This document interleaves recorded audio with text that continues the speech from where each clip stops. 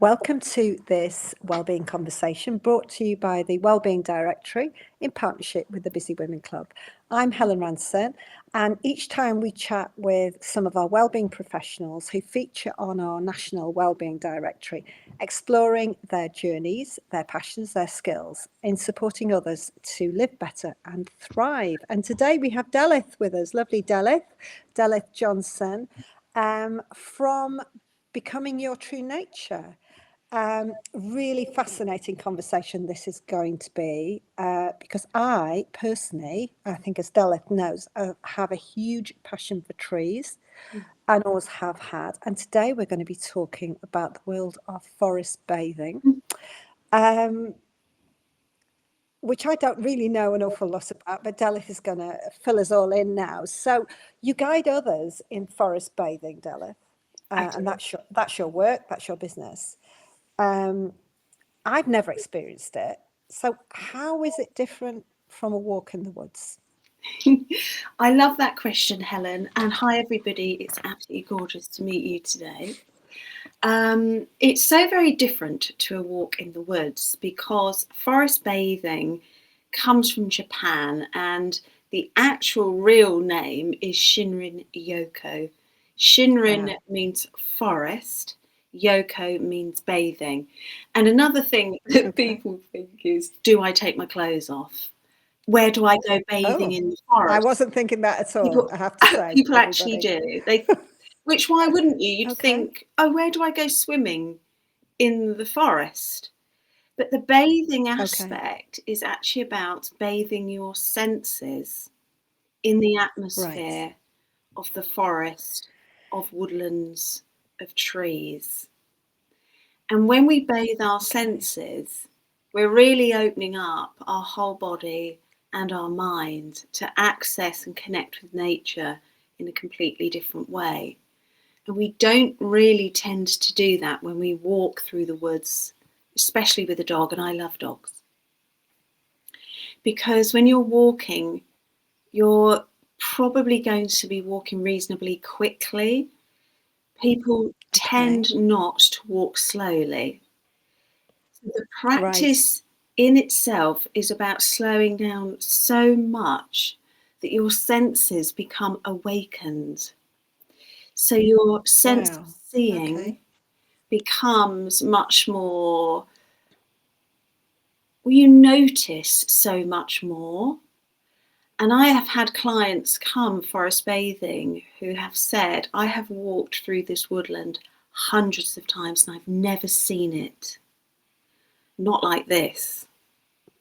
And you open up your ears to hear. You open up your sense of smell. And so you begin to smell all of these different smells. And when you guide people to smell, we smell the bark from trees, leaves, moss. That's just not something you do on a walk in the woods. It's not something I would have done on a walk in the woods before I did the training.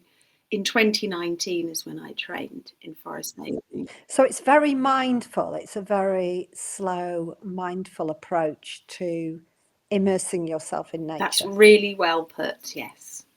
It really is.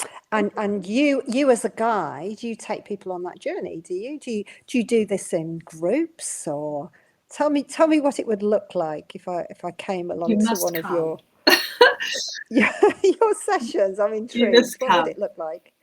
They're in groups, but you can do it 1-to-1 or 1-to-2. I have done it for couples a few times. I was collaborating with a hotel up here, a spa hotel, a few years ago. But generally you come together in groups of around 12, could be more or less. And when you come together in groups, of course, that is so connecting. The whole practice really helps to regulate the nervous system. And so when we come together in groups, we are experiencing that co-regulation as well, although that's not what forest bathing is at all based on, but that is going to be a part of it, because the science behind forest bathing is about how the interaction between you and the trees and nature, what's happening within your body and your mind. But when we come together in groups and we're meeting, and there is no hierarchy and we're being seen and heard, that's also very regulating for the nervous system. So a session will last at least 2 hours, and there's a Okay. 2-hour window because your cortisol levels will drop in that time. So Yeah. there's been research that's looked at the bloods taken before forest bathing session and afterwards, and I think there's around a 20% drop, could be more than that, and the effects last 1 week. Wow. So it's a really beautiful well-being practice, but in terms of stress and helping us to lower the stress response in the body, it's a really powerful practice. And if you were doing that every week, you can then imagine the accumulative effects of that Yes, of course. on the mind and the body. And when we come to So sorry, but Dalit, I was just going to say, so you're based in an area where this is really, you have the forest on your doorstep, don't you? Just tell everybody where you run these walks. So I'm in South Cumbria, in a tiny village called Okay. Arnside, and so I work Okay. within the National Trust, woodland here, but also there's a temperate rainforest. So this part of the world has temperate rainforest.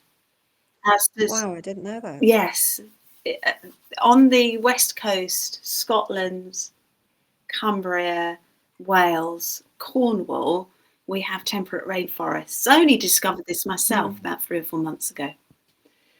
And once you see that, you actually can see, yes, this is quite rainforest-like.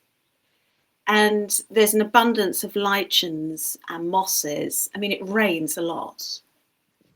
And it's the humidity that comes off the ocean that creates these quite rare climates.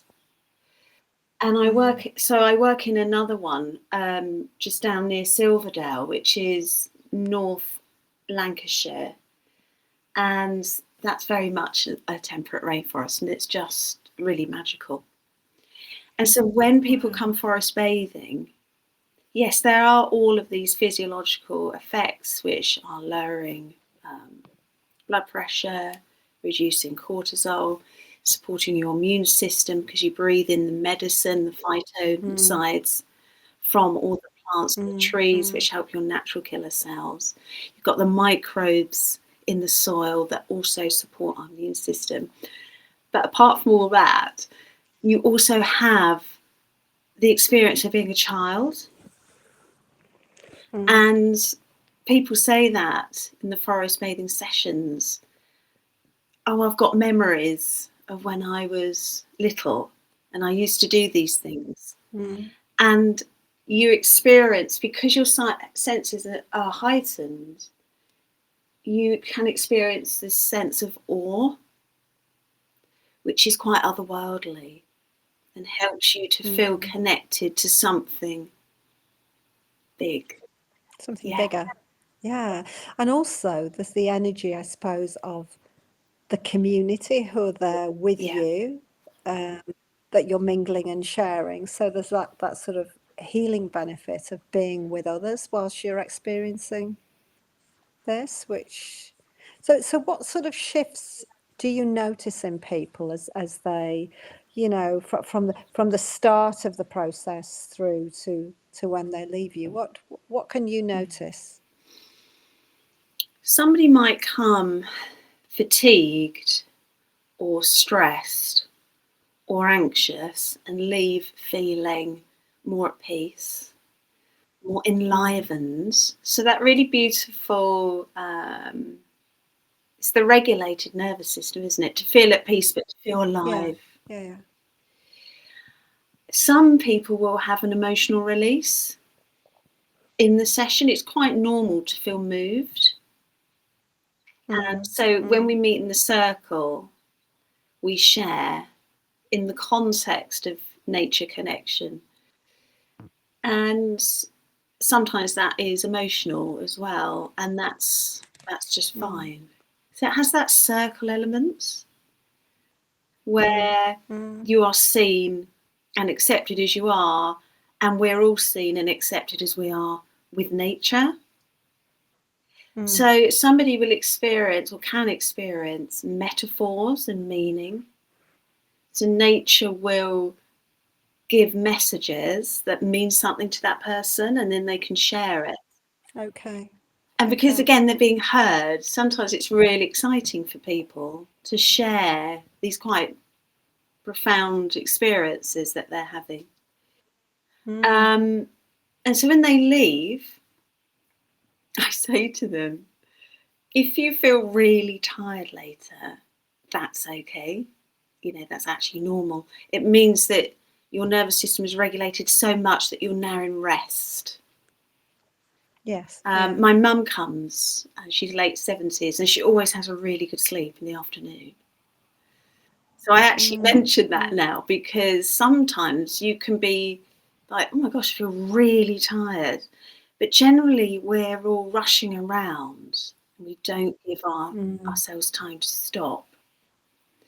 And when you come forest bathing, you really slow down and you begin to stop. And by the time we finish the session, people don't want to leave. They want to stay.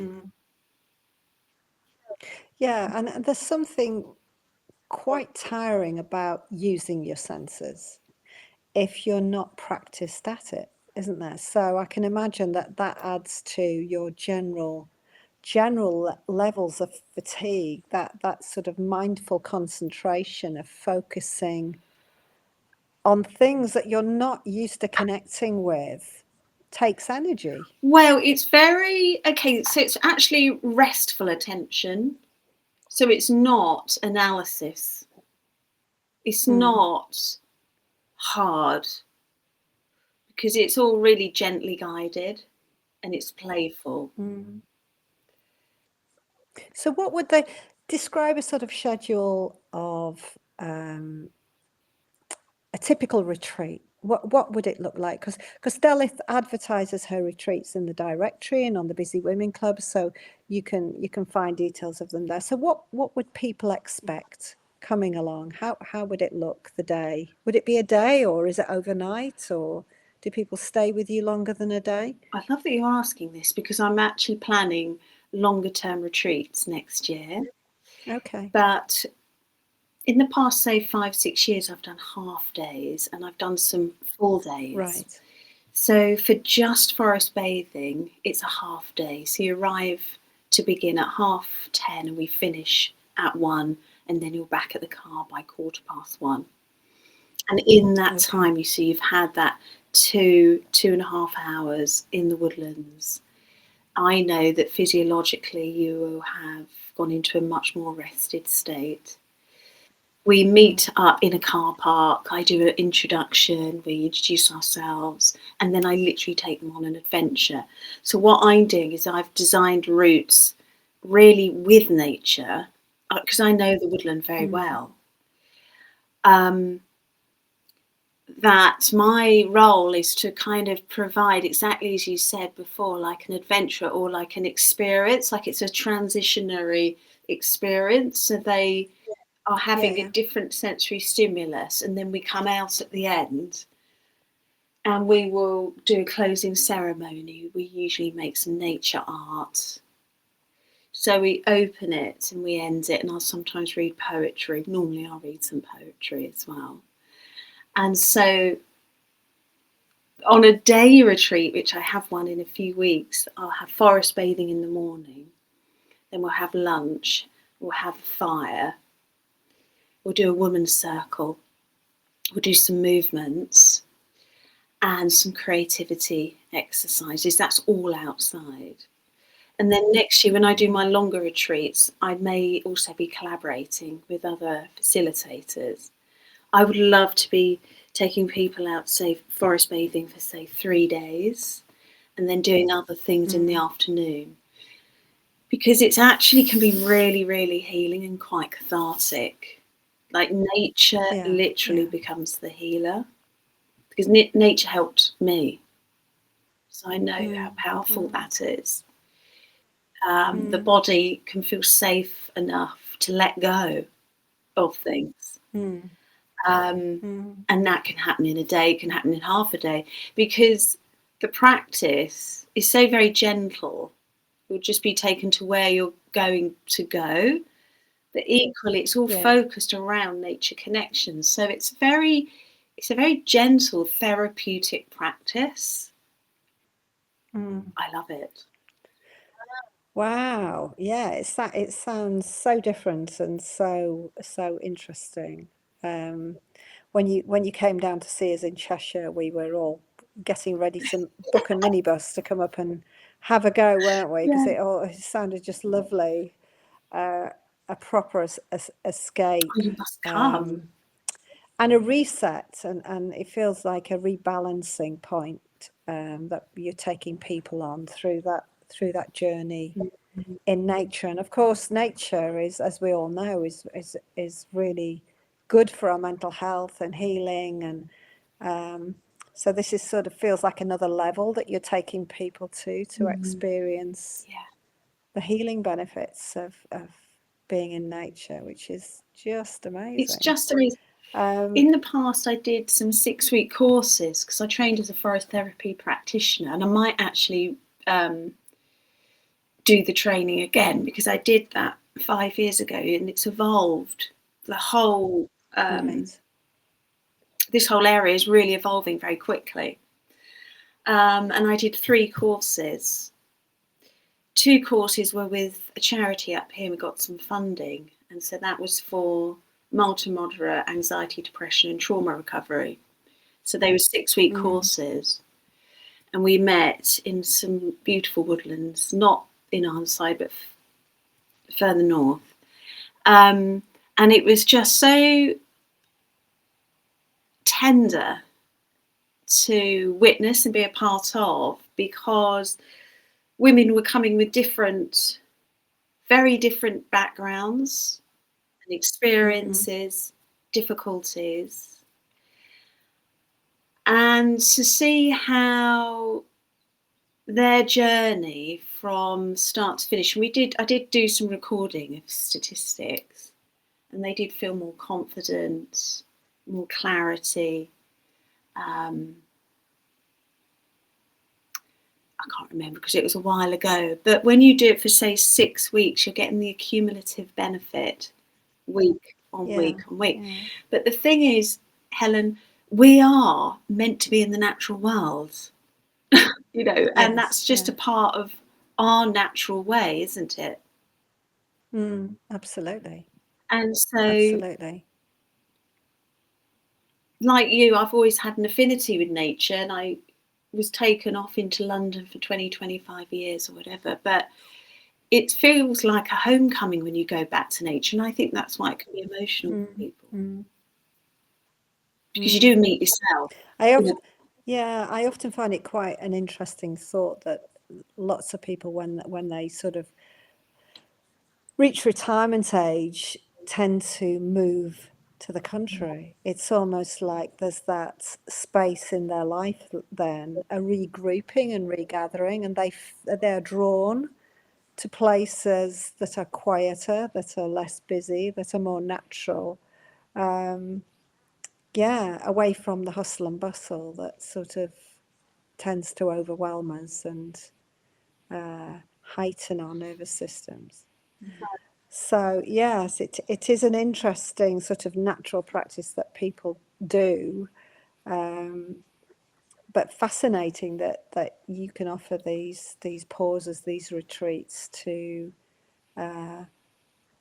people in this way. It sounds absolutely wonderful. We are sadly running out of time. I could talk forever about this stuff, but if someone's listening now who's feeling anxious or stressed, give them a simple tip or a technique that they could practice to help them start to reconnect with nature. Go for a walk in nature. Yeah, just walk. And I had that experience when I had so much anxiety coming up, I don't know, 9 odd years ago, and I had to get out and walk. And I noticed that I would come back a different person.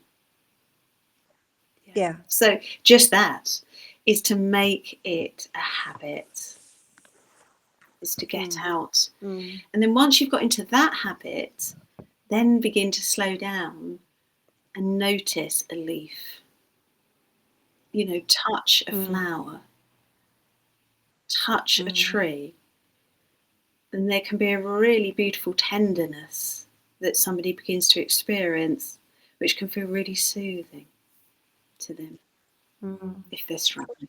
Oh, it's a wonderful thing you're doing. It's absolutely fascinating, and I'm sure you're going to have inspired lots of people to look into this and try it. And they can find you through our directory, and they can find your retreats, and we'll definitely be bringing that minibus up towards you. Fantastic. I'll do one just for the group In the new club. year. I think, yeah, I think we need a trip. That'd be We need a trip. wonderful. But for now, Dolly, thank you so much for sharing that with us. It's really fascinating. And yeah, good luck. Good luck with the longer retreats. I think we all need them. I'm just worried that people may never go home once they get on them. That's so true. Thank you, Helen. Thank you for now. Lovely to Really chat. lovely. Thank you, Helen. Bye. Bye.